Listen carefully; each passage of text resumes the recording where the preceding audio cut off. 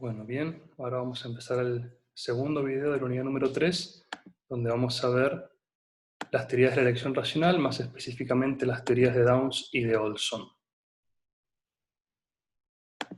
Como vimos en el video anterior, las teorías de la elección racional son una de las perspectivas teóricas dentro del esquema general del individualismo metodológico y toman elementos fundamentalmente de la economía, sobre todo de la economía neoclásica, para hacer análisis sobre la dinámica política, tomando en consideración la conducta de los actores políticos como actores altamente racionales y por consiguiente cuya conducta está siempre orientada a fines y es una conducta altamente calculada. Dentro de las teorías que vamos a ver, la primera de ellas es la teoría de Downs, que es la teoría que se la conoce normalmente como la teoría económica de la democracia. Downs fue, junto con Schumpeter y de alguna manera también con el mismo Weber, algunos de los autores que de algún modo renuevan la perspectiva o la perspectiva elitista sobre la democracia, o la crítica elitista de la democracia. Esto es, hacer un análisis de la democracia tomando en consideración o centrando ese análisis en el hecho inexorable de que existe un conjunto reducido de personas que mandan y un conjunto extenso de personas que obedecen, atravesados por esa relación. Entonces, el hecho de cómo se constituyen las élites dominantes, las élites que gobiernan, es un elemento fundamental para comprender la especificidad de la democracia, ¿no? Sin profundizar demasiado, lo van a ver ustedes en la bibliografía, sin complejizar demasiado su interpretación sobre la democracia, pero está por detrás de Downs esta idea importante para pensar, por un lado, fundamentalmente dos grandes cuerpos de actores. Por un lado, los gobernantes, y dentro de los gobernantes los partidos políticos, tanto de gobierno como de oposición, y por otro lado, la ciudadanía. Downs entonces va a partir fundamentalmente de aplicar algunos métodos de la economía clásica y neoclásica en análisis de la democracia, fundamentalmente tratando de comprender la dinámica de la política como una dinámica de mercado. Los supuestos teóricos de partida para Downs van a ser, primero que nada, que la política es un producto de actores racionales que persiguen un beneficio propio. Normalmente, por simplificarlo mucho, para los políticos la acumulación de poder, para la ciudadanía buscar vivir mejor. Entonces, todas las interacciones que tengan que ver en la arena política, los que los políticos hagan respecto a sus, digamos, compañeros, a los otros políticos y fundamentalmente respecto a la ciudadanía, va a estar siempre orientado a un fin estratégico y racional, normalmente la búsqueda de conquistar más poder, lo cual en el marco de la democracia implica la búsqueda de ganar elecciones. Y desde el punto de vista de los ciudadanos, la lógica de preferencias políticas va a estar fuertemente arraigada a la percepción de cuáles son las alternativas que les permiten vivir mejor. O sea, van a optar por aquellos políticos y por aquellas fuerzas políticas que les garanticen desde su punto de vista una mejor calidad de vida, mejores productos, bienes públicos y servicios. Para Downs, la relación entre representantes y representados, entre políticos y ciudadanía, es como una relación de mercado entre las empresas y sus consumidores, donde los políticos serían los productores, ¿no? Serían el ofertante de políticas, y la ciudadanía serían los demandantes de políticas, serían los consumidores. Básicamente hay un intercambio de políticas públicas por apoyo político. Esto es, los políticos, van a brindar un conjunto extenso de políticas públicas, de servicios, políticas distributivas, redistributivas, regulatorias, del tipo que sea, y a cambio los ciudadanos van a apoyar a aquellos políticos que implementen las políticas públicas que ellos consideran son las que mejores se adaptan a sus preferencias. Entonces, esas preferencias no se reducen únicamente, por supuesto, a una preferencia de tipo económico. Voy a votar al partido que me garantice ganar más dinero.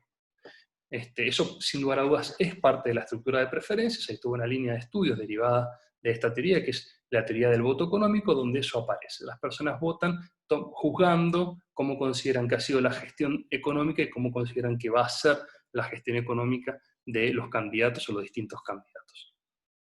Pero en el esquema de Downs es un poco más amplio. Es en realidad que yo voy a votar a aquellos candidatos, a aquellos partidos que de algún modo presenten de manera creíble un esquema de políticas públicas donde para cada tema se aproximen más a mis preferencias. Esto es, si yo, por ejemplo, tengo una preferencia de políticas de seguridad muy vinculadas a la idea de mano dura, los políticos que presenten propuestas de políticas de seguridad asociadas a esa perspectiva, entonces es más probable que los vote. Y así con cada uno de los temas en el área de políticas públicas, ¿no?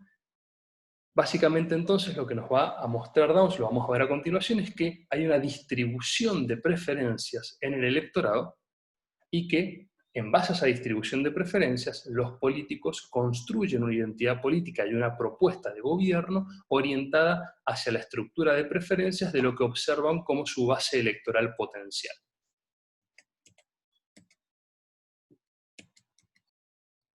Downs no va a discutir demasiado, lo van a leer en el texto, el tema de la democracia, que va a entender o no por democracia, pero va a decir básicamente que la particularidad de la democracia, a diferencia de otros regímenes políticos, es que los ciudadanos, efectivamente, en un mercado político, o sea, frente a la posibilidad de elegir muchas ofertas políticas distintas, eligen aquellas que de algún modo se condicen con sus preferencias. Cuando el ciudadano la ciudadana va a votar, entra al cuarto oscuro, ve todas esas listas allí, es como si fuese un mercado. Está viendo, ¿no? En términos metafóricos, está viendo los distintos productos que allí se ofrecen y está buscando dentro de ellos cuál es el que mejor satisface sus preferencias. Entonces, esa relación de tipo mercantil es la que va a habilitar, desde el marco general de esta teoría, la aplicación de una enorme cantidad de instrumentos analíticos devenidos fundamentalmente de la economía, para los estudios de mercado, para el posicionamiento de productos, etcétera, etcétera, que se van a transformar en lo que hoy conocemos normalmente como marketing político o como estrategia electoral, etcétera, etcétera. La estabilidad, esto va a ser importante, de los gobiernos va a tener que ver, ¿no?, con la estabilidad de los resultados electorales y del modo en el cual los gobiernos luego efectivamente satisfacen las demandas de preferencias de sus bases electorales. ¿Qué significa esto? Que que hay cierta rendición de cuentas propia de la democracia que hacen todos los gobiernos, que si prometen A, luego en ejercicio no cumplen A, entonces lo más probable es que no vuelvan a votarlos. Entonces hay una rendición de cuentas de ver en qué medida garantizan o no garantizan las políticas públicas prometidas en una cuestión dinámica, ¿no?, de oferta y de demanda, ciudadanos que demandan soluciones y políticas públicas y políticos que las ofrecen, y cuando se encuentra esa oferta y demanda hay una estabilización de la relación de representación y por consiguiente cada partido político, cada gobierno va estableciendo su base electoral y va gobernando vinculado a la estructura de preferencias de esa base electoral. Para que esto acontezca, para que se llegue a esta especie de equilibrio en la estructura del mercado, tiene que haber cierta estabilidad en la distribución de preferencias de la ciudadanía. Obviamente, si las personas cambian de parecer de un día para el otro respecto a lo que quieren, es muy poco probable que el sistema de partidos en general y los gobiernos en particular se puedan adaptar a esos cambios. Si la estructura de preferencias es relativamente estable, y la evidencia con la que contaba Downs en esa época, y de algún modo la que contamos ahora también para muchos temas así lo afirma, el votante mediano, esto es, el votante cuya preferencia ideológica sea la más representativa de la mayoría de las personas, es el votante que van a tratar de cautivar los políticos a través de su oferta de políticas públicas. Dicho muy sencillo, si la enorme mayoría de la ciudadanía parece querer determinado tipo de política pública, tarde o temprano van a confluir todos los partidos políticos en ofrecer ese tipo de intervención y ese tipo de política pública. Supongamos que si la totalidad de la población, como ha pasado en la historia argentina, quiere que se endurezcan las políticas de seguridad, entonces todos los partidos políticos se van a diferenciar cada vez menos y van a ir a por esa política de seguridad de mano dura. En este sentido, si en una extensa gama de tópicos de política pública la distribución ideológica de las preferencias de los ciudadanos se mantiene estable y la enorme mayoría de las personas es de centro, o sea, ni una enorme cantidad de gente en la izquierda ni una enorme cantidad de derecha, sino de centro, el efecto esperable de las democracias competitivas de partidos es que todos los partidos eventualmente se desradicalicen, se tiran hacia el centro para competir justamente en cautivar ese votante mediano, que no es ni muy de derecha ni muy de izquierda, será más de izquierda o más de derecha según los temas, y en esas oscilaciones se moverán los partidos. Predice Downs entonces que la enorme mayoría de las democracias van a tender más bien a que los gobiernos se diferencien poco, relativamente poco, en los productos de política pública que envían, que presentan y que efectivamente implementan, suponiendo que la estructura de preferencias de la ciudadanía sea efectivamente una distribución normal, o lo que en estadística han visto que es una distribución normal. Veámoslo con algún gráfico. Esto es una distribución normal en estadística, ¿no? La mayoría de las personas se encuentran en la línea media del eje de las X. Esto significa que no importa que sea el eje de las X, supongamos que es la ideología, de izquierda a derecha, ¿no? En el extremo izquierdo está la extrema izquierda, en el extremo derecho la extrema derecha. La enorme mayoría de las personas, es lo que nos muestra esa curva, está más bien en el centro. El votante mediano es el votante que está en el punto 50 de ese gráfico. Cautivar a ese votante mediano es cautivar a la enorme mayoría de las personas, o al menos acercarse a las preferencias políticas de la mayoría de las personas. En una dinámica de política democrática electoral, si yo logro cautivar a la mayoría de los electores, y esos electores traducen eso en votos, evidentemente yo voy a ganar elecciones. Por consiguiente, debería ser el propósito de políticos racionales que buscan ganar elecciones para ocupar poder, tratar de cautivar a las mayorías electorales. Por consiguiente, si para cada tópico de política pública, para cada tema importante en la agenda de gobierno, yo identifico dónde está el votante mediano, dónde están las mayorías electorales, y yo puedo ocupar ese espacio, en no menor medida, la contienda o la competencia política de los partidos en estos esquemas va a ser la de ir a por ese espacio de centro. Va a haber una carrera hacia el centro, una competencia centrípeta como la llama, por ejemplo, Sartori. Muchas veces, no obstante, la estructura de preferencias del electorado no se manifiesta como una estructura de preferencias tan de distribución normal y de tendencia central. Más bien, a veces lo que puede pasar, un poco está pasando en la Argentina desde hace un tiempo, con las estrategias de polarización que tenemos hace más de una década, es que en realidad la sociedad parece estar bastante dividida en dos sectores. Entonces no tengo un único espacio, ¿no?, físico, pensemos espacio en términos de estos gráficos que estamos viendo. No hay un único espacio que está representado acá con el votante mediano, sino que tengo dos espacios mayoritarios y por consiguiente dos espacios potencialmente competitivos para ganar una elección. Si el electorado se distribuye de este modo, entonces yo tengo dos estrategias. Si yo antes estaba parado acá en el centro, si me quedo en el centro, me licúo. No tengo espacio electoral, hay muy pocas personas aquí votando, esta distancia es muy baja, entonces voy a tener muy pocos votos. Tengo dos opciones. Me tengo que ir hacia alguno de los espacios de mayor representación. O me voy para la izquierda o me voy para la derecha. Al moverme, entonces, vamos a ir encontrando en los distintos partidos políticos el lugar en el cual encontrar una base electoral potencial que me permita presentarme frente a las próximas elecciones y potencialmente ganarlas. Lo que sirve para esto, este esquema muy sencillo que después se ha complejizado mucho, la ciencia política lo ha formalizado, no lo vamos a poder ver esto por una cuestión de falta de tiempo, pero Meltzer y Richard desarrollaron esto, se llama el teorema del votante mediano. Si lo googlean lo van a encontrar y lo van a poder estudiar, pero básicamente implica que precisamente uno de los trabajos importantísimos de los partidos que compiten en dinámicas electorales democráticas es comprender las estructuras de división de la sociedad, entender cómo se posicionan los distintos grupos del electorado frente a los temas, para entender cuál es el nicho de mercado, por llamarlo de algún modo, que tienen que dominar. Si hay un único nicho de mercado, vamos todos a por ese cliente. Si hay más de uno, entonces tendremos que diferenciarnos entre nosotros para poder llegar a cada uno de esos nichos de mercado.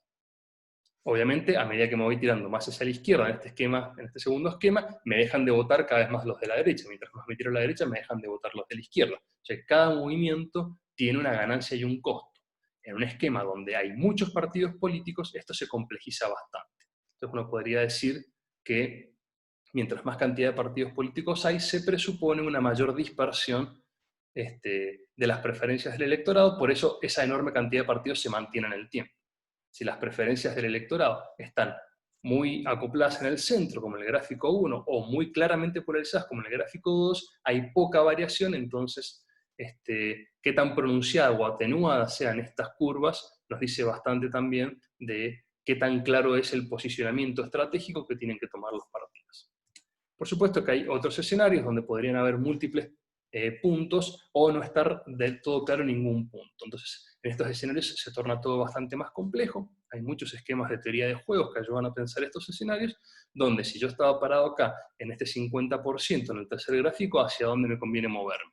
Bueno, empiezan a entrar en juego otras variables, pero la lógica subyacente es la misma. Hay un mercado político, hay ciudadanos que demandan y que tienen una posición, y políticos que tienen que ocupar ese nicho de mercado para lograr ganar las elecciones. Esto es a grandes rasgos la teoría de Downs y algunas consecuencias derivadas de ella, que como les digo, hasta el día de hoy es muy utilizado, sobre todo para pensar cuestiones de estrategia política. Vamos a la segunda teoría que vamos a ver en este video, que es la teoría de Mancur-Olson y la lógica de la acción colectiva. Esta teoría tiene por ahí menos que ver con la política electoral, tiene más que ver con cuestiones tales como, por ejemplo, el diseño de políticas públicas. Mancur-Olson parte de preguntarse, de hacer una observación muy concreta. Dice, si las personas somos todas personas relativamente racionales y egoístas, como él presupone que somos, porque está formado dentro de ese paradigma de la elección racional, entonces, ¿por qué es que llevamos adelante acciones en las cuales nuestra participación individual es muy poco relevante? No obstante, participar es costoso y no importa si participamos o no participamos, el beneficio lo vamos a obtener igual. Por ejemplo, si hay una huelga, supongamos que nosotros trabajamos en el sector privado, hay una huelga por parte del sindicato. Si yo participo de la huelga, pierdo mi día de trabajo, pierdo la remuneración por ese día de trabajo. Si yo no participo de la huelga, no voy a perder mi día de trabajo. Si yo no participo de la huelga y la huelga es exitosa, yo igual voy a recibir un aumento salarial. Si yo participo de la huelga, pero la huelga no es exitosa, yo voy a haber perdido mi día de trabajo y además voy a haber perdido la posibilidad de obtener el beneficio salarial. Por consiguiente, si las personas son egoístas y irracionales, participar de ese tipo de acción colectiva es irracional. Deberíamos esperar que la gente no participe de ese tipo de acciones colectivas. ¿Por qué? Porque hacerlo es costoso y el beneficio de existir lo voy a obtener igual, participe o no participe. Esto es lo que se llama el problema del free rider o el polizón en teoría de juegos. Pero básicamente lo que nos dice Olson es ir a manifestaciones, participar de huelgas, exponerse, por ejemplo, a la represión policial porque participó en una manifestación, etcétera, etcétera, es realmente costoso. ¿Por qué la gente lo hace? Bueno, lo que va a responder a eso Olson es, de hecho, efectivamente, todo el tiempo vemos acciones colectivas, todo el tiempo las personas participamos de estas lógicas de acción colectiva que desde el punto de vista estrictamente individual son ineficientes. Pero entonces, ¿por qué lo hacemos? Bueno, lo que nos va a decir Mancur Olson es que existen un conjunto de incentivos, ¿no? Existen estructuras de incentivos normalmente institucionales que nos, digamos, condicionan, o vale la redundancia, nos incentivan a participar. Por ejemplo, quizás es cierto de que si hay una huelga y yo decido no adherirme a la huelga e ir a trabajar para no perder el día de trabajo, no obstante, eso va a tener una serie de costos asociados. Por ejemplo, que mis compañeros van a estar irritados conmigo. ¿Sí? Entonces yo sé que voy a tener algún tipo de repercusión negativa por no participar de la huelga. Eso es un incentivo negativo. ¿Por qué? Porque es un incentivo que por la negativa, en este caso el miedo a la represalia de mis compañeros, yo decido participar de la acción colectiva. Pero podrían haber incentivos positivos también, cuando el hecho de participar me da algún tipo de premio. Básicamente lo que nos va a decir Mancur Olson es, las personas nos comportamos de una manera autointeresada, la participación de la acción colectiva de grandes números no es racional desde el punto de vista autointeresado. Si hay 50.000 personas en la marcha, que yo esté, en realidad no hace ninguna diferencia, pero igual estoy. ¿Por qué estoy? Porque hay un conjunto o una estructura de incentivos positivos y negativos que agregan información al cálculo racional que yo estoy haciendo y por consiguiente me permiten explicar por qué participo o no participo. ¿Por qué digo que este tipo de lógicas están muy instaladas? Piensen, por ejemplo, cuando el gobierno tiene que decidir la cuestión de la cuarentena, del aislamiento social obligatorio. El gobierno nos puede decir, bueno, gente, quédense en su casa. Bueno, fantástico, pero yo podría hacer el cálculo de si yo soy el único que sale a correr al parque, contagiar no me voy a contagiar, porque no voy a estar interactuando con personas que porten el virus. Ahora, si todas las personas hacen el mismo cálculo, todos saldríamos. Lo que hacen constantemente los gobiernos para tratar de incidir en nuestra conducta individual es generar políticas que nos incentiven negativa o positivamente para lograr cierta conducta. Nos dicen, no salga, porque si sale le voy a poner una multa, eso es un incentivo negativo.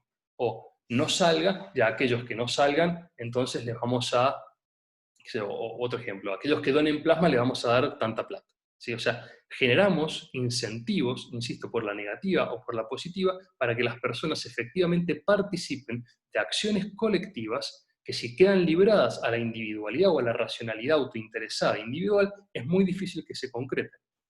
Entonces, el diseño estratégico de incentivos es un elemento muy importante del diseño de política pública. Van a ver ustedes después en el texto de Mann-Kurolson que hace un análisis más profundo de los incentivos. Hay incentivos materiales y simbólicos, negativos y positivos, etc. Esto es simplemente para ver la cuestión más gruesa. Básicamente lo que nos dice Olson es que lo que genera las conductas colectivas son estas estructuras de incentivo y que el Estado es el gran sistema institucional que provee esos incentivos. ¿Sí? Por consiguiente, nos dice Olson, hay una cantidad importante de acciones colectivas que están inducidas artificialmente por incentivos y redundan en ineficiencia social. Lo que nos va a decir Olson es que la acción colectiva solo es efectiva cuando se trabaja en pequeños grupos, cuando los grupos son muy grandes y por consiguiente mi participación individual es poco relevante para el hecho concreto de la acción colectiva, solamente los incentivos son los que garantizan esa participación y nos va a decir Olson que la enorme mayoría de las veces esos incentivos son ineficientes y estamos todo el tiempo teniendo que generar más y más y más incentivos. Supónganse, por ejemplo, primero les digo que si se comportan de determinado modo, les voy a poner una multa. Como la multa no es suficiente, digo, los voy a poner presos. Como ponerlos presos no es suficiente, digo, y voy agregando cada vez más y más y más incentivos para lograr que la gente se comporte de determinado modo, nos dice Marco Olson, eso es lisa y llanamente ineficiente en el largo plazo. A partir de allí va a derivar toda una serie de supuestos y de argumentaciones con los cuales él va a tratar de orientar esta cuestión que es la paradoja de la acción colectiva, de por qué las personas participamos de acciones colectivas que no son racionalmente justificables desde el punto de vista del interés individual, y va a decir que en realidad lo que tiene que tratar de hacer el Estado es que cuando tiene que generar demasiada estructura de incentivos para lograr una acción colectiva, está generando ineficiencia sistemática. Entonces, a partir de esa conclusión de la obra de Mann-Kurolson, se alimentaron muchas perspectivas teóricas desde el neoliberalismo para achicar el Estado y para hacerlo para atrás. El ejemplo clásico son los impuestos. Si yo para lograr, por ejemplo, que baje el consumo de determinado bien, por el motivo que sea, le tengo que poner muchos impuestos, estoy metiendo deliberadamente ineficiencia económica en una transacción. Lo que nos van a decir muchos autores, sobre todo los autores de la hacienda pública, una teoría derivada o muy vinculada a esta teoría de la acción colectiva, es que mientras más trata el Estado de generar estructuras de incentivo para lograr acciones colectivas que son en sí mismas ineficientes, por eso las personas naturalmente no las harían, naturalmente entre comillas, por supuesto, entonces estamos induciendo la ineficiencia social. Obviamente, esto despertó una enorme cantidad de críticas, las vamos a ver en la clase sincrónica, pero el principio fundamental, lo que me interesa para los propósitos de este breve video, que entiendan es justamente el problema de la acción colectiva y el lugar de los incentivos para resolverlo. ¿Sí? Las personas en acciones colectivas muy numerosas, donde su participación individual no afecta al resultado de la acción colectiva, no tienen motivos desde el punto de vista de la racionalidad individual para participar de esas acciones colectivas. Para poder lograr que lo hagan, tenemos que generar una estructura de incentivos, positivos o negativos, materiales o simbólicos. O sea, generar elementos adicionales que castiguen o que premien esa acción para inducir esa racionalidad de participación. Y nos va a decir Olson, hay un problema con esto que tiene que ver con que estamos artificialmente induciendo una acción que es en el fondo irracional. Entonces, de allí van a derivar un conjunto de críticas. Más allá de ello, insisto con esto, todo el tiempo las personas que diseñan políticas públicas y que diseñan instituciones piensan en términos de cómo generar incentivos. Piensen, por ejemplo, las personas que quieren generar programas de reciclaje. Yo simplemente le digo a las personas, bueno, tal día vamos a recoger solamente cartón. Van a pasar a recoger solamente cartón y va a haber un montón de basura de todo tipo.